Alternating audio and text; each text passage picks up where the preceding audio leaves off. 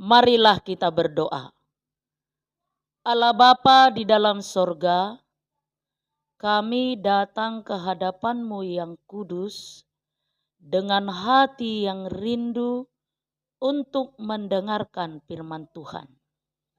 Karena itu kami pun memohon, bukalah hati dan pikiran kami, agar kami dapat memahami setiap kebenaran yang akan disampaikan oleh firman Tuhan. Di dalam Kristus Yesus, terimalah doa permohonan kami. Amin.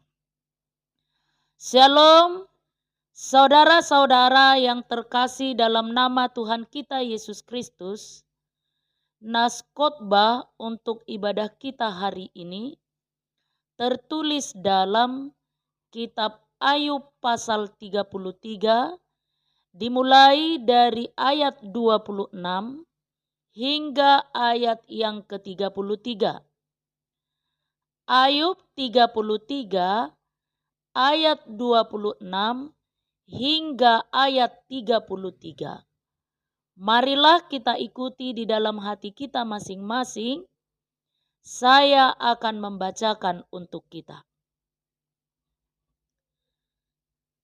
Ia berdoa kepada Allah dan Allah berkenan menerimanya.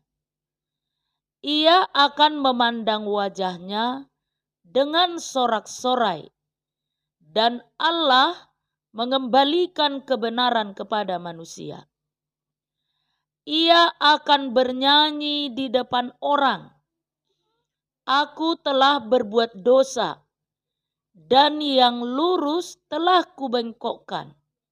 Tetapi hal itu tidak dibalaskan kepadaku. Ia telah membebaskan nyawaku dari jalan ke liang kubur, dan hidupku akan melihat terang. Sesungguhnya semuanya ini dilakukan Allah 2-3 kali terhadap manusia, mengembalikan nyawanya dari liang kubur sehingga ia diterangi oleh cahaya hidup. Perhatikanlah hai Ayub, dengarkanlah aku, diamlah, akulah yang berbicara.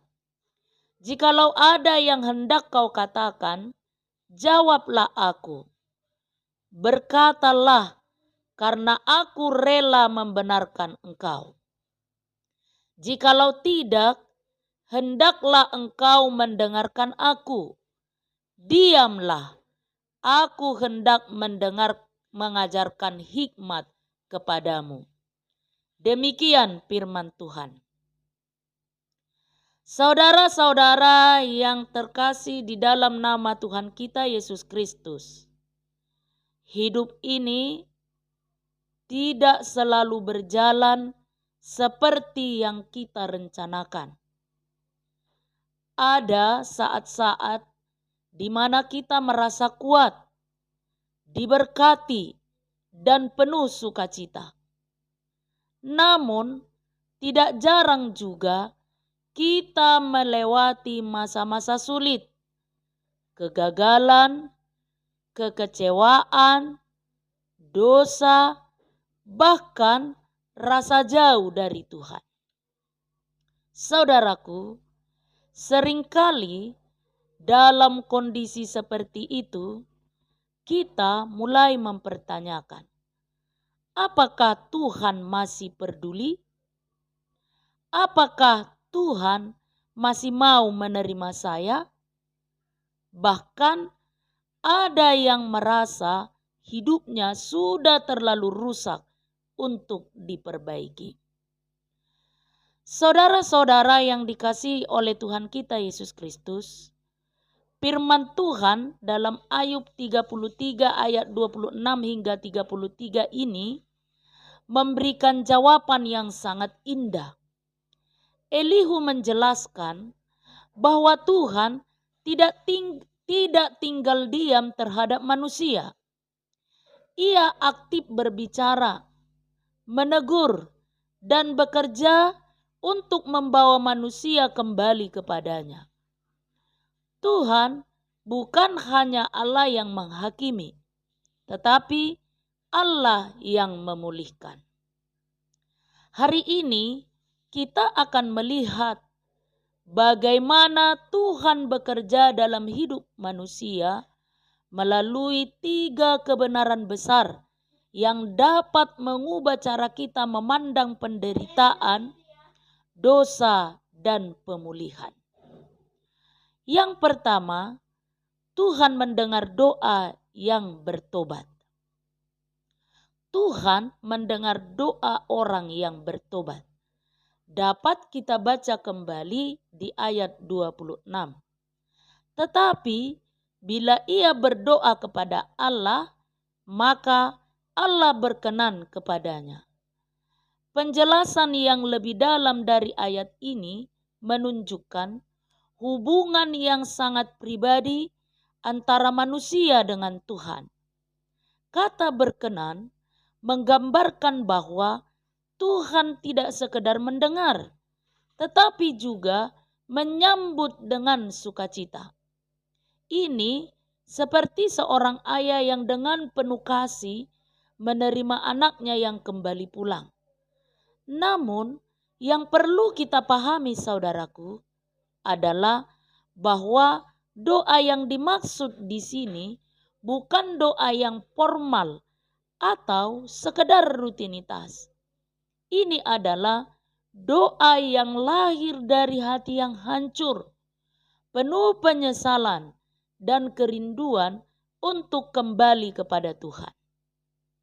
Banyak orang yang gagal memahami pemulihan bukan karena Tuhan tidak mau mendengar, tetapi karena mereka tidak sungguh-sungguh datang dengan hati yang terbuka. Mereka mungkin masih menyimpan kesombongan, pembenaran diri, atau bahkan menyalahkan keadaan. Saudaraku yang dikasihi Tuhan, satu hal yang perlu kita ingat, Tuhan mencari kerendahan hati. Ketika seseorang benar-benar menyadari kesalahannya dan datang kepada Tuhan tanpa topeng, tanpa alasan, tanpa pembelaan diri, disitulah Tuhan bekerja. Lebih jauh lagi, ayat ini menunjukkan bahwa Tuhan tidak menyimpan dendam terhadap manusia. Tuhan tidak menutup telinga terhadap orang berdosa. Dan Tuhan selalu membuka kesempatan baru. Ini berarti tidak ada kata terlambat untuk kembali kepada Tuhan. Selama seseorang masih mau berdoa dan bertobat, pintu kasih karunia selalu terbuka. Maka jangan tunggu sampai hidup benar-benar hancur baru mencari Tuhan. Jangan biarkan rasa bersalah menjauhkan kita dari Tuhan. Datanglah apa adanya, karena Tuhan menerima dengan kasih. Saudara-saudara yang terkasih dalam nama Tuhan kita Yesus Kristus, yang kedua, Tuhan memulihkan dan mengembalikan sukacita. Dapat kita baca kembali di ayat 26 hingga ayat 28. Ia bersorak-sorai melihat wajahnya dan Allah mengembalikan kebenaran kepada manusia. Pemulihan dari Tuhan bukan hanya soal pengampunan dosa, tetapi juga pemulihan identitas dan sukacita hidup. Banyak orang berpikir bahwa setelah jatuh dalam dosa, hidup mereka tidak akan pernah sama lagi. Mereka hidup dalam bayang-bayang masa lalu. Namun, firman Tuhan berkata bahwa Ia mengembalikan kebenaran kepada manusia. Ini berarti Tuhan mengangkat kembali martabat yang hilang. Tuhan memulihkan hubungan yang rusak. Dan Tuhan memberi kesempatan untuk hidup benar kembali.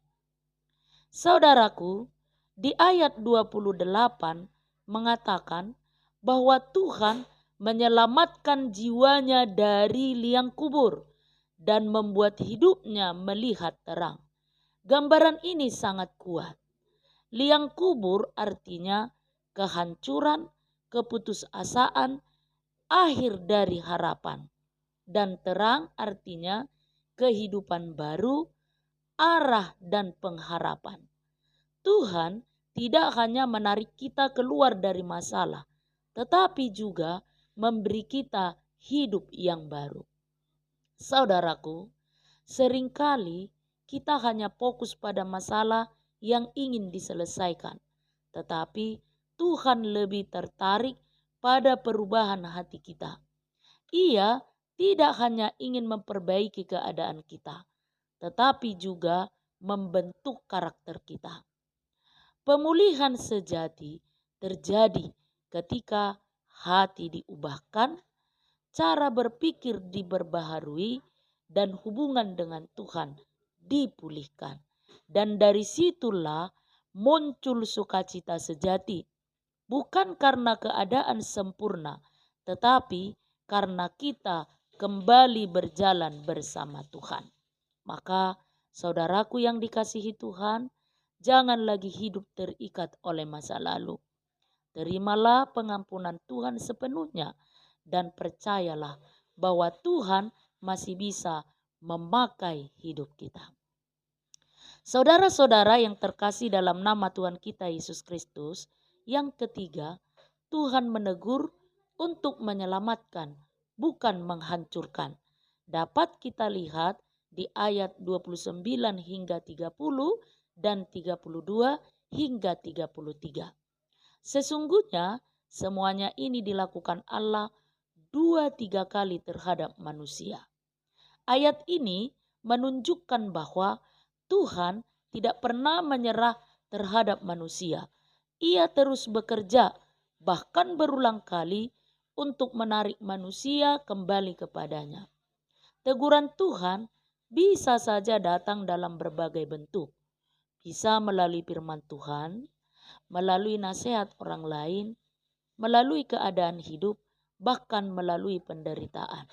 Seringkali kita melihat kesulitan sebagai hukuman, padahal bisa jadi itu adalah bentuk kasih Tuhan. Tuhan mengizinkan sesuatu terjadi bukan untuk menghancurkan kita, tetapi untuk menyadarkan kita. Ayat 30 mengatakan bahwa tujuan Tuhan adalah membawa kembali dari liang kubur supaya diterangi dengan terang hidup. Ini berarti Tuhan melihat potensi kita. Tuhan tidak ingin kita binasa. Tuhan ingin kita hidup dalam terang. Namun masalahnya adalah manusia sering keras hati. Tuhan sudah berbicara, tetapi kita tidak mau mendengar. Tuhan sudah menegur, tetapi kita mengabaikan. Itulah sebabnya di ayat 33 berkata, "Diamlah, maka aku akan mengajar engkau hikmat." Diam di sini bukan hanya secara fisik, tetapi sikap hati yang mau mendengar, merenung, dan menerima koreksi.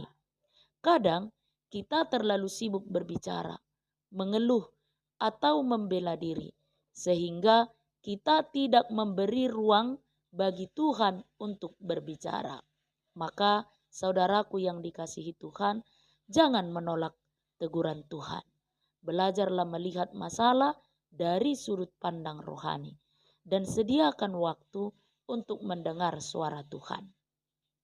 Sama seperti sebuah ilustrasi ini. Ada seorang pekerja yang melakukan kesalahan besar di tempat kerjanya. Karena kelalaiannya, perusahaan mengalami kerugian. Ia sangat takut dipecat. Selama beberapa hari, ia hidup dalam kecemasan. Ia bahkan berpikir untuk mengundurkan diri sebelum dipanggil atasannya.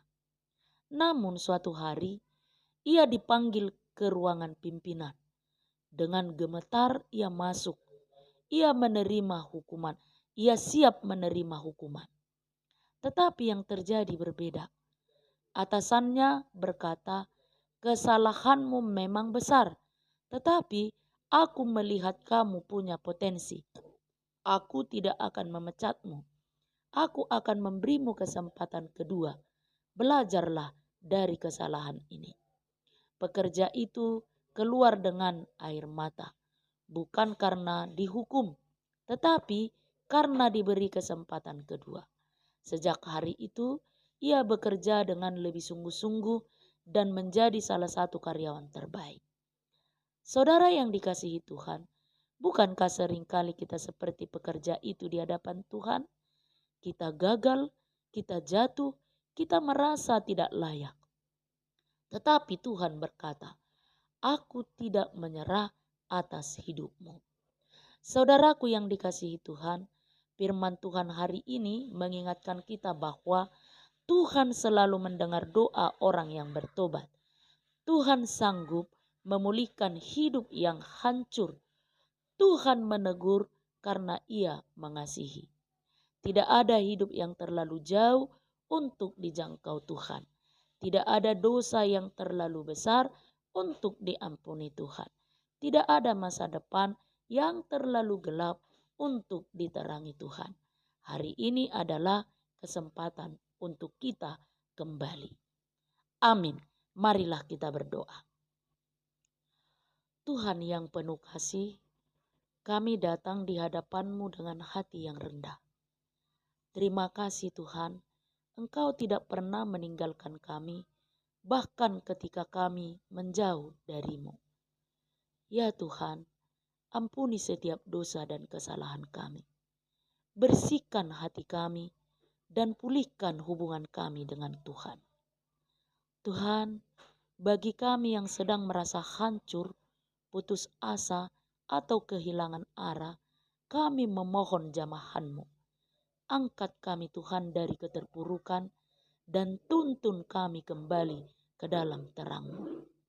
Ajarlah kami Tuhan untuk peka terhadap teguran-Mu dan berilah kami hati yang mau taat kepadamu. Bentuk hidup kami sesuai dengan kehendak-Mu. Kami percaya Engkau adalah Allah yang memulihkan dan kami menyerahkan hidup kami sepenuhnya ke dalam tangan pengasihan. Di dalam nama Tuhan Yesus Kristus, kami telah mengucap syukur dan berdoa. Amin.